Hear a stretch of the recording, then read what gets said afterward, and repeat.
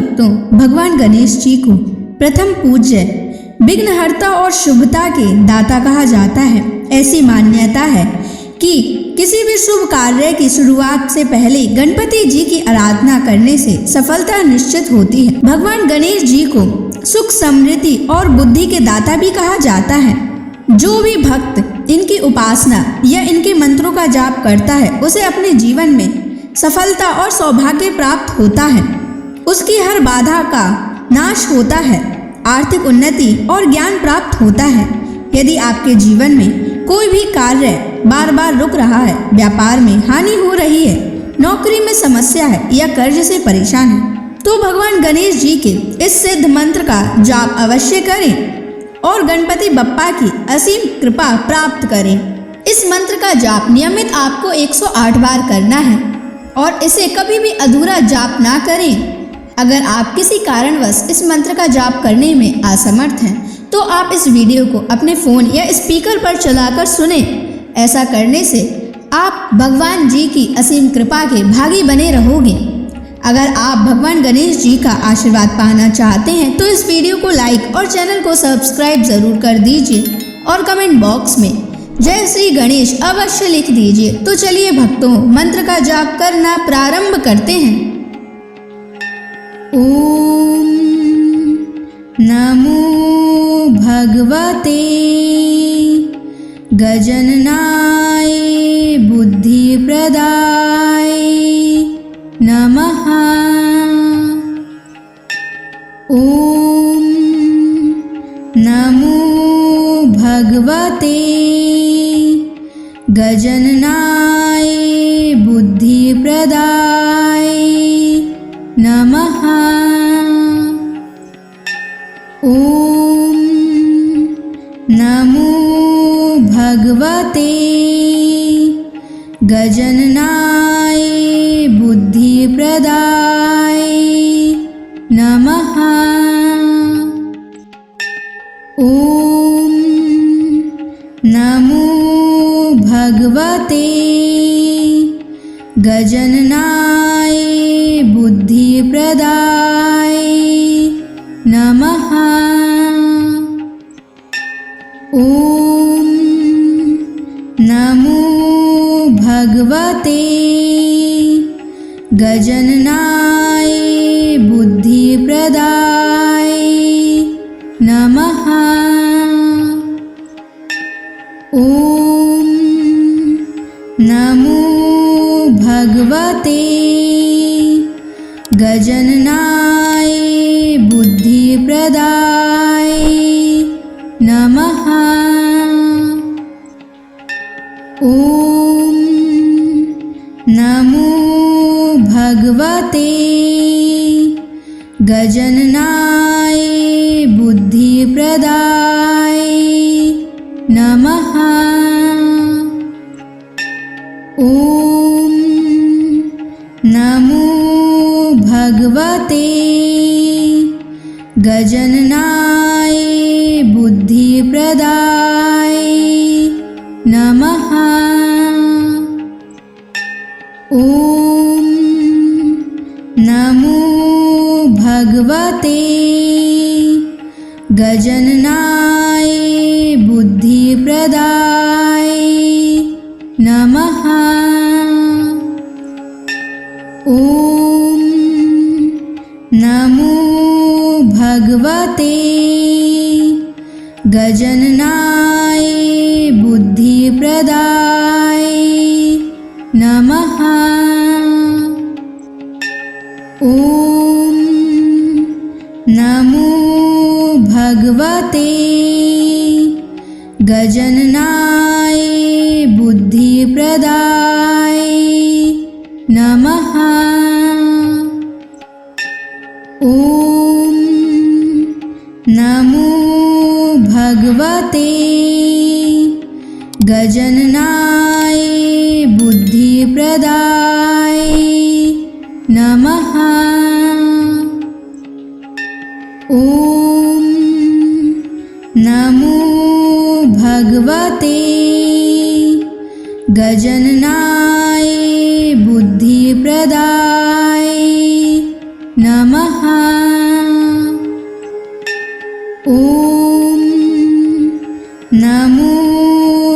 भगवते गजाननाय बुद्धिप्रदाय नमः। ॐ नमो भगवते गजाननाय बुद्धिप्रदाय नमः। ॐ नमो भगवते गजाननाय बुद्धिप्रदाय नमः। ॐ नमो भगवते गजाननाय बुद्धिप्रदाय नमः। ॐ नमो भगवते गजाननाय बुद्धिप्रदाय नमः। ॐ नमो भगवते गजाननाय बुद्धिप्रदाय नमः। ॐ नमो भगवते गजाननाय बुद्धिप्रदाय नमः। ॐ नमो भगवते गजाननाय बुद्धिप्रदाय नमः। ॐ नमो भगवते गजाननाय बुद्धिप्रदाय नमः। ॐ नमो भगवते गजाननाय बुद्धिप्रदाय नमः। ॐ नमो भगवते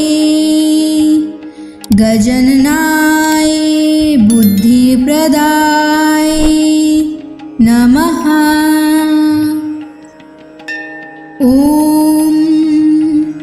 नमो भगवते गजाननाय बुद्धिप्रदाय नमः।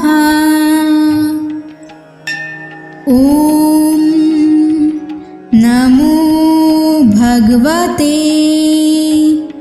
गजाननाय बुद्धिप्रदाय नमः। ॐ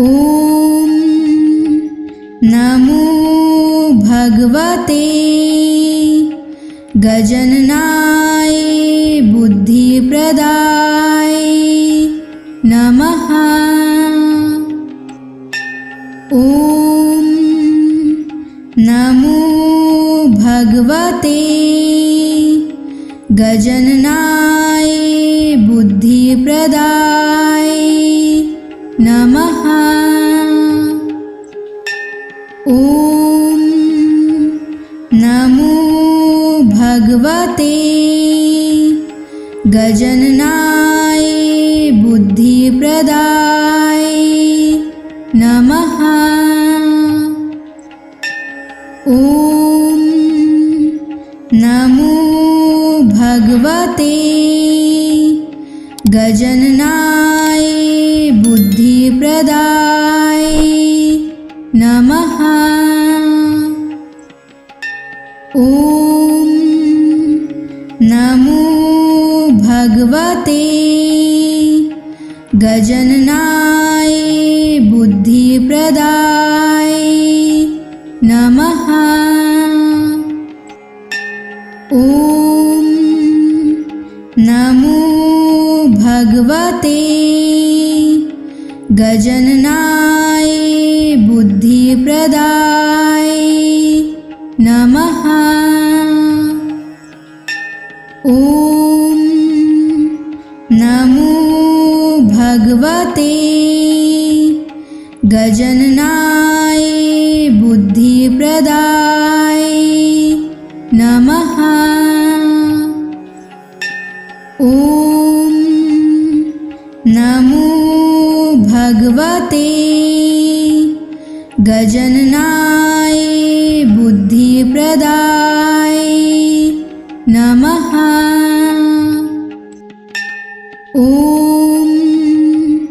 नमो भगवते गजाननाय बुद्धिप्रदाय नमः। ॐ नमो भगवते गजाननाय बुद्धिप्रदाय नमः। ॐ नमो भगवते गजाननाय बुद्धिप्रदाय नमः। ॐ नमो भगवते गजाननाय बुद्धिप्रदाय नमः। ॐ नमो भगवते गजाननाय बुद्धिप्रदाय नमः। ॐ नमो भगवते गजाननाय बुद्धिप्रदाय नमः। ॐ नमो भगवते गजाननाय बुद्धिप्रदाय नमः। ॐ नमो भगवते गजाननाय बुद्धिप्रदाय नमः। ॐ नमो भगवते गजाननाय बुद्धिप्रदाय नमः। ॐ नमो भगवते गजाननाय बुद्धिप्रदाय नमः। ॐ नमो भगवते गजाननाय बुद्धिप्रदाय नमः। ॐ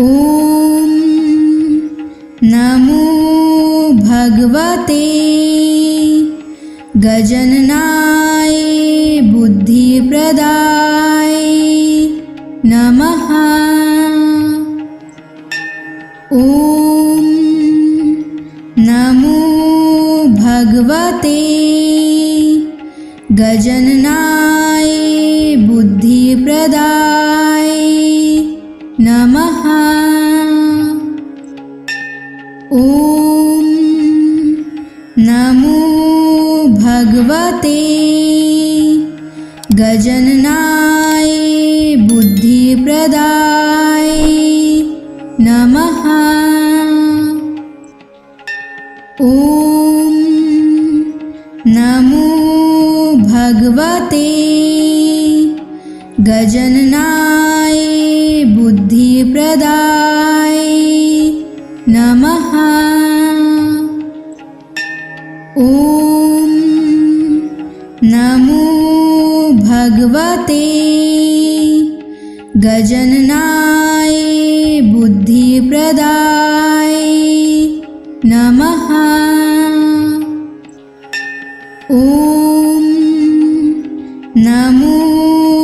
भगवते गजाननाय बुद्धिप्रदाय नमः। ॐ नमो भगवते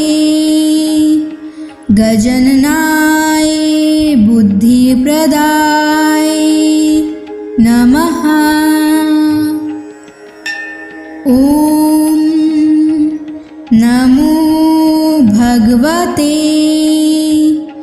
गजाननाय बुद्धिप्रदाय नमः। ॐ नमो भगवते गजाननाय बुद्धिप्रदाय नमः। ॐ नमो भगवते गजाननाय बुद्धिप्रदाय नमः। ॐ नमो भगवते गजाननाय बुद्धिप्रदाय नमः। ॐ नमो भगवते गजाननाय बुद्धिप्रदाय नमः। ॐ नमो भगवते गजाननाय बुद्धिप्रदाय नमः। ॐ नमो भगवते गजाननाय बुद्धिप्रदाय नमः। ॐ नमो भगवते गजाननाय बुद्धिप्रदाय नमः। ॐ नमो भगवते गजाननाय बुद्धिप्रदाय नमः। ॐ नमो भगवते गजाननाय बुद्धिप्रदाय नमः। ॐ नमो भगवते गजाननाय बुद्धिप्रदाय नमः। ॐ नमो भगवते गजाननाय बुद्धिप्रदाय नमः। ॐ नमो भगवते गजाननाय बुद्धिप्रदाय नमः। ॐ नमो भगवते गजाननाय बुद्धिप्रदाय नमः। ॐ नमो भगवते गजाननाय बुद्धिप्रदाय नमः। ॐ नमो भगवते गजाननाय बुद्धिप्रदाय नमः। ॐ नमो भगवते गजननाय बुद्धिप्रदाय नमः। ॐ नमो भगवते गजननाय बुद्धिप्रदाय नमः। ॐ नमो भगवते गजननाय बुद्धिप्रदाय नमः। ॐ नमो भगवते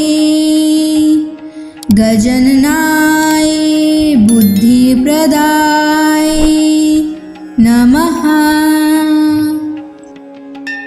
ॐ नमो भगवते गजननाय बुद्धिप्रदाय नमः। ॐ नमो भगवते गजननाय बुद्धिप्रदाय नमः। ॐ नमो भगवते गजननाय बुद्धिप्रदाय नमः। ॐ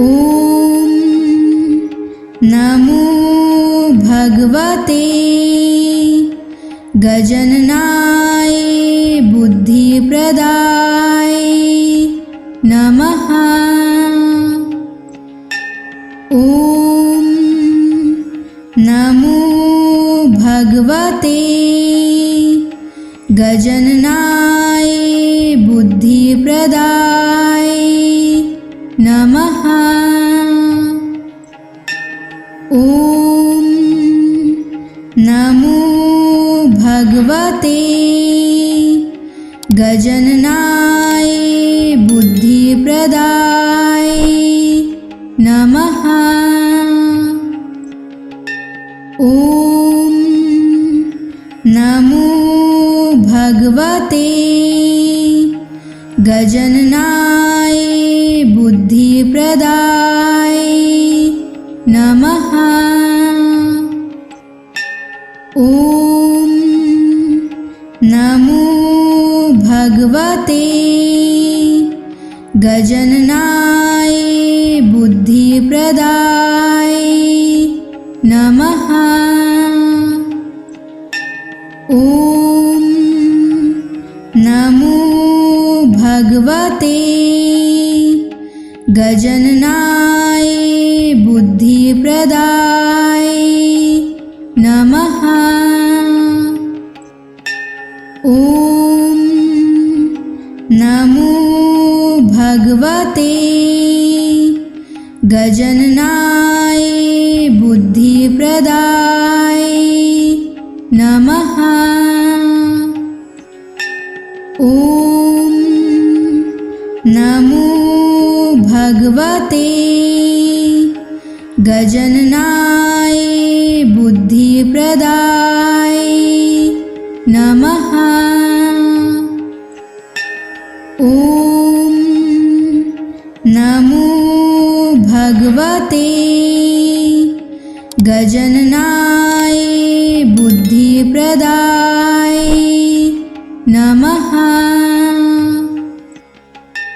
ॐ नमो भगवते गजननाय बुद्धिप्रदाय नमः। ॐ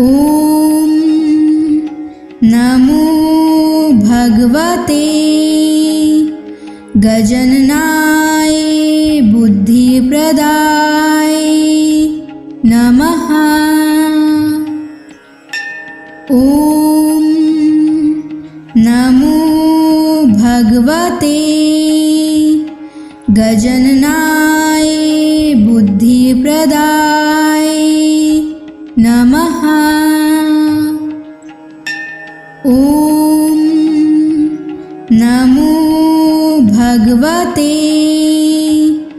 गजननाय बुद्धिप्रदाय नमः। ॐ नमो भगवते गजननाय बुद्धिप्रदाय नमः। ॐ नमो भगवते गजननाय बुद्धिप्रदाय नमः। ॐ नमो भगवते गजननाय बुद्धिप्रदाय नमः। ॐ नमो भगवते गजननाय बुद्धिप्रदाय नमः। ॐ नमो भगवते गजननाय बुद्धिप्रदाय नमः। ॐ नमो भगवते गजननाय बुद्धिप्रदाय नमः। ॐ नमो भगवते गजननाय बुद्धिप्रदाय नमः। ॐ नमो भगवते गजननाय बुद्धिप्रदाय नमः। ॐ नमो भगवते गजननाय बुद्धिप्रदाय नमः। ॐ नमो भगवते गजननाय बुद्धिप्रदाय नमः। ॐ नमो भगवते गजननाय बुद्धिप्रदाय नमः। ॐ नमो भगवते गजननाय बुद्धिप्रदाय नमः। ॐ नमो भगवते गजननाय बुद्धिप्रदाय नमः। ॐ नमो भगवते गजननाय बुद्धिप्रदाय नमः। ॐ नमो भगवते गजननाय बुद्धिप्रदाय नमः। ॐ नमो भगवते गजननाय बुद्धिप्रदाय नमः। ॐ नमो भगवते गजननाय बुद्धिप्रदाय नमः। ॐ नमो भगवते गजननाय बुद्धिप्रदाय नमः। ॐ नमो भगवते गजाननाय बुद्धिप्रदाय नमः। ॐ नमो भगवते गजाननाय बुद्धिप्रदाय नमः।